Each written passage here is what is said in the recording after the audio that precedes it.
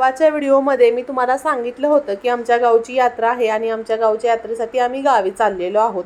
तर फायनली आपण गावापर्यंत पोहोचलेलो आहे। तुम्ही बघू शकता की प्रचंड अशी गर्दी आहे आणि या गर्दीमध्ये पार्किंग सगळ्यात महत्त्वाचं शोधणं इम्पॉर्टंट आहे। गाडीला पार्किंग व्यवस्थित मिळालं की अर्ध काम तिथंच झालं म्हणून समजा। त्यानंतर गाडीमध्ये कोणत्याही महत्त्वाच्या वस्तू किंवा फाइल्स किंवा पर्स असं ठेवू नये, कारण माणसं काहीही करू शकतात। आता तुम्हाला साईडला हे बैल दिसतात, तर हे बैल जे आहेत त्याच्या स्पर्धा आहेत। हे बैल जे आहेत ते देववर डोंगरावरती आहे।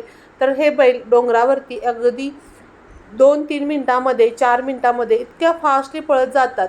तुम्ही सुद्धा बघू शकता, मी पुढे सुद्धा तुम्हाला हा व्हिडिओ दाखवणार आहे। तर उन्हाची तीव्रता प्रचंड होती। आम्ही ठरवलं की आता डोंगर चढायचा।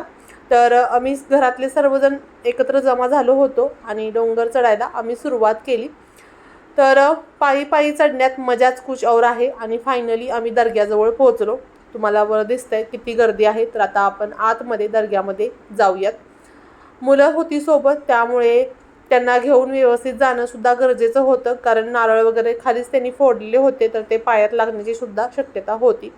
आत दर्ग्यामध्ये गेलो, छान असं देवाचं दर्शन घेतलं शांतपणे। सगळ्यात महत्त्वाचं म्हणजे हिंदू मुस्लिम एकता या गावामध्ये आहे। या गावामध्ये सर्व धर्माची लोक या यात्रेला येतात, सगळ्यात महत्त्वाचं सुद्धा आहे आणि घेण्यासारखं सुद्धा आदर्श यामध्ये आहे। तर देवाचं दर्शन छान असं आम्ही घेतलं आणि मी तुम्हाला मगाशी सांगितल्या पद्धतीने तुम्ही बघू शकता स्क्रीनवर छान असे बैल एका 2 ते 3 मिनिटांमध्ये डोंगरावरती चढतात। खूप छान यात्रा आहे। तुम्ही सुद्धा या यात्रेला कधी गेलाय का? तुम्ही हे नाव कधी ऐकले का, लेंगरे म्हणून?